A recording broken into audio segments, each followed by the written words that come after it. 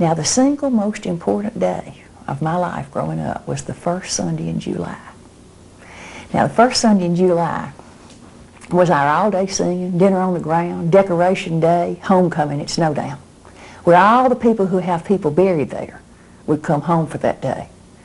And of course, we chose the single hottest living day of the year. You know, a lot of people have homecoming on Mother's Day, but we went with the first Sunday in July, so hot. And everybody comes back and we decorate the graves of our people, which is a way of showing respect and honor. The flowers came out of our yard. The gladiolas, the daisies, the zinnias, all different colors, you know. My job was to find a sharp stick or a rock so I could dig a little hole in the grave to put a fruit jar in there. We would have carried a number of fruit jars with us to put into each grave, you know. We would sink them down in there enough so they wouldn't turn over. And I'd stoop down there and dig the hole, and Mother would hand me the flowers, you know, a few of the gladiolas, a few of the zinnias, a few of the daisies. And I would stoop down and put them in that fruit jar, and then I'd put a little water in there out of the bucket. And as I'm doing that, and she's standing over me, I'd say, "Mother, who's this?" It was almost as if she would go into a reverie. She'd say, "Oh, that's your Papa Haynes. Your Papa Haynes was a Dutchman. He was as wide as he was tall. We all loved him so much. He was so much fun, and he was so big and everything that we thought that if he fell over, he would roll all the way to Eastport. You know, Eastport was where we all used to go swimming." And she said, "You know, he lived to be 89 years old, and he ate anything he wanted. He ate every part of the hog. He loved chitlins and crackling bread and things fried and lard. And hog killing day was a big day in his life because that meant we were, you know, going to have plenty of that." And he lived to be 89 years old. He never saw a doctor in his life.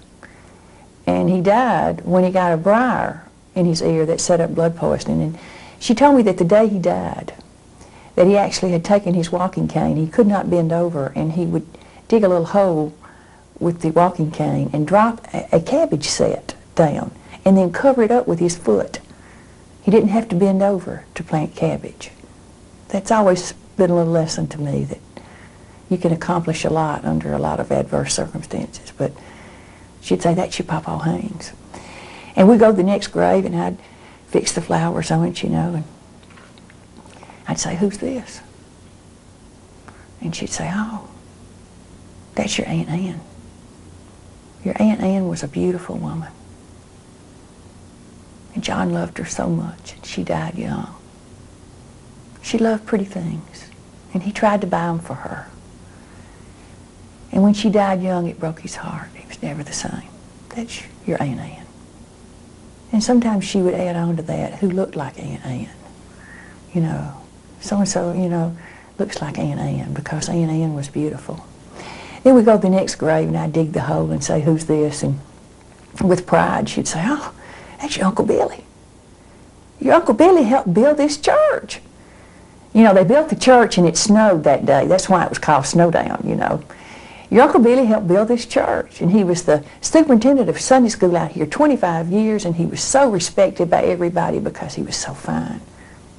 That's your Uncle Billy." And we go down that line of all those graves of my people. And as we would do that, there would be a feeling inside of me of a sense of identity and of knowing who I am and where I came from. And as we would finish that row, there was a sense of pride in me, a pride in who I am. But there was not a single college graduate. There was not a single head of a company or a CEO or anybody written up in Forbes magazine. By the world standards, no one in that whole line was significant or important. But they're important to me because that's my people. That's who I am. Teachers are the most respected people in my family. They are held in extremely high esteem. And I think my family sees the value of education and the fact that teachers do so much to shape how children are, have such a tremendous amount of influence. They're held up very highly in my family.